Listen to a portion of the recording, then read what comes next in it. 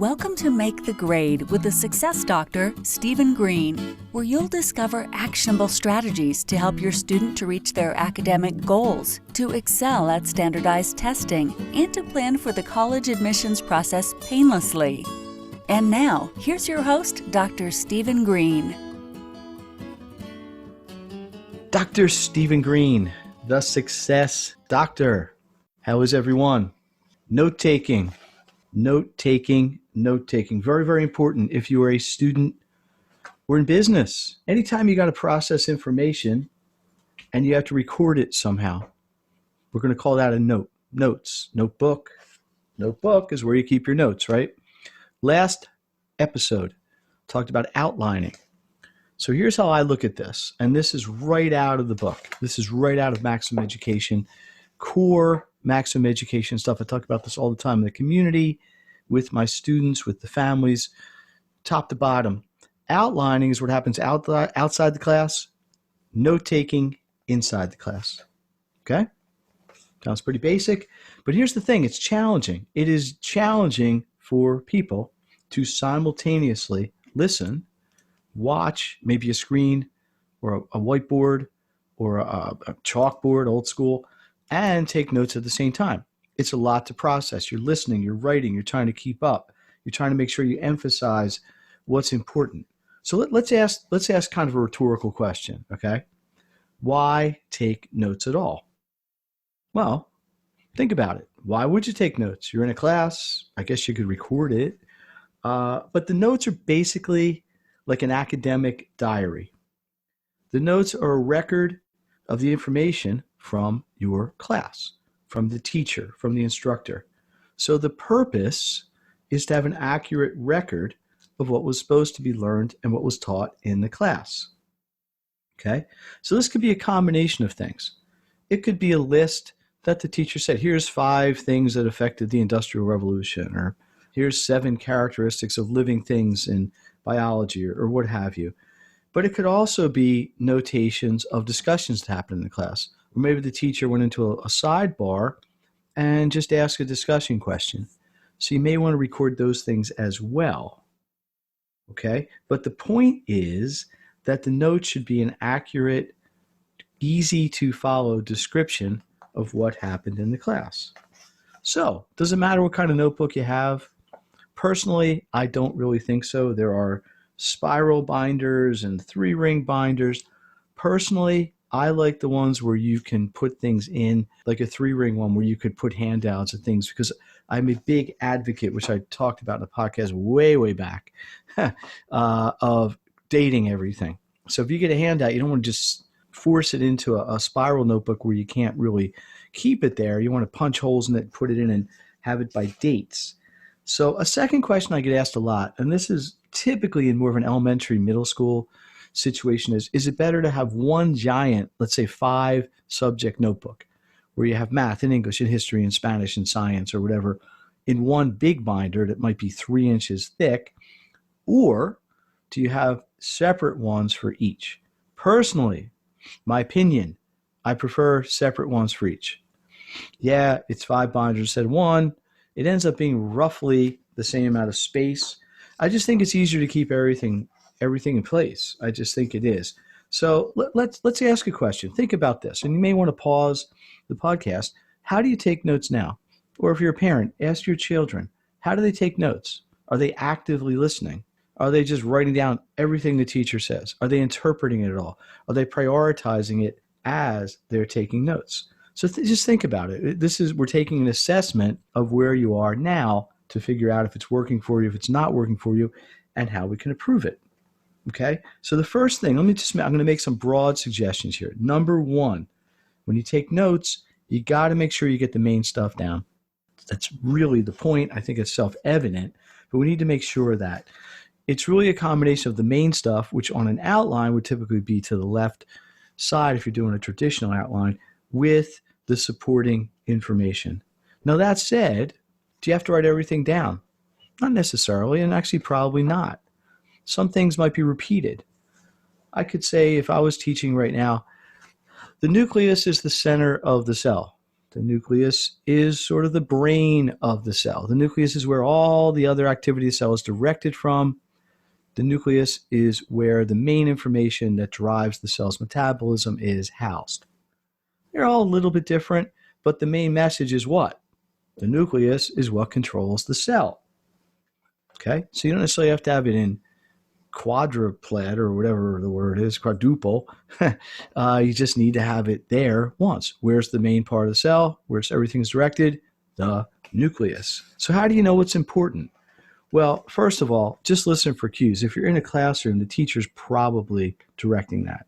Okay, maybe they even have a PowerPoint on a board or on a screen, and maybe you even have a copy of it that you're noting on that helps to direct that for you as well. But again, the goal is to have an accurate and a complete record of what went on during the class. If you shared your notes with someone else in the class, or maybe you missed a class and you got their notes, it's sort of kind of like you were there. That's the thing. So here's some tips. Number one, live. It's tough for a lot of people, especially if your handwriting is not great, to keep up with the class and just write frantically to try to do it. So what you may want to leave space. Instead of just jamming everything and trying to fit everything in one page, leave 2 or 3 lines in between the notes in your notebook. Why? Because later, or maybe during a break, maybe the teacher is going off on a sidebar or a tangent, you can fill things in. You'll have room to do it. So you want to have arrows. I've seen notebooks where there's sentences and things are crossed out and arrows and little carrots underneath and boxes with things pointed to where it should be. So maybe you can write every other line. Give yourself room to make updates or corrections or additional information. Okay? So think about this. Just think about this as you're taking notes. And these are 6 things if you want to write it down. Again, always remember, every podcast that goes on at Make the Grade usually has an accompanying PDF or a YouTube. So a lot of these things are available visually in other places, or just reach out and I will help you. So here's 6 things to consider. Number 1, what's the purpose of the lecture? Now this is in the context of taking notes. What's going on? What are you supposed to be learning? What are the educational objectives? So what's the purpose of the lecture? Number 2, what are you supposed to be learning? Because this may direct how you annotate, how you take notes. What is the teacher stressing? If a teacher says, hey, the nucleus is really important, that's probably a cue that you want to make sure you have that in your notes and highlighted. Now, I'm going to get into, if I don't in this episode, another one, ways you can use to annotate your notes, like highlighting and stars and check marks and things like that. But let's stay focused here. Number 1, again, purpose of the lecture. 2, what are you as the student supposed to be learning? Number 3, what is the teacher stressing as an objective, as a teaching and learning objective? What is the main point of the whole lecture? How do the little things tie in to make bigger ideas? Number 5, when do the topics cut? So here's a main topic. Now I've got supporting point 1, 2, 3, 4. Is the 5th thing a new topic, a new important topic, or is that the next supporting one? You got to make sure that you're clear on that. And then how are you going to organize this? Number 6, how are you going to organize? How are the lecture notes organized? Is it by date? Well, it's a chronological. 1782 this happened, 1812 this happened, 1845. Is it by ideas? Well, here's the parts of the anatomy of something. Or we're doing conjugations in language, and here's the different structures for first person and second person. Is it some sort of math or science process where there's steps? Do this first, do this second. You got to be aware of all these things. So just to recap, 1, what's the purpose of the lecture? 2, what are you as the student supposed to be learning? 3, what is the teacher stressing? 4, what's the main point of what they're talking about presently relative to the entire lecture's objective? 5, how do these points support the main point? And 6, how is everything organized? If you think about this live, and again, this takes practice. I haven't seen many people who can first time really master this. Then if you can think about this and prep for it, you're going to make it's easier to take notes. You're going to get better notes, which is to say you're going to have a better record of the class. But try different things. Notes do not have to be just writing. They don't have to be just words. You can put flowcharts in there. Many, if not all, of the techniques I talked about in the outlining modules can be used in note-taking as well. Flowcharts, concept maps, table and chair charts, radial charts, all those things. These are things I teach all the time. Big pieces in the community. Love to have everybody in the community, just as a little sidebar.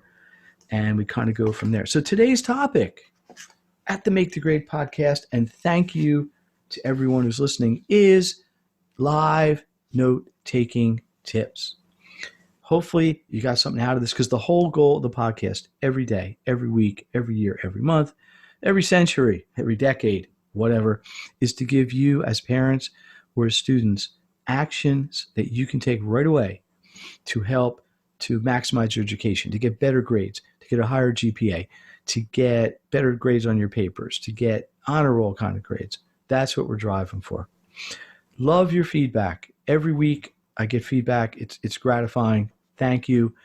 Email sgreen at makethegrade.net, maketheggrade.net. If you're watching the YouTube here, I got one of my Make the Grade shirts on today. You won't see that in podcast land.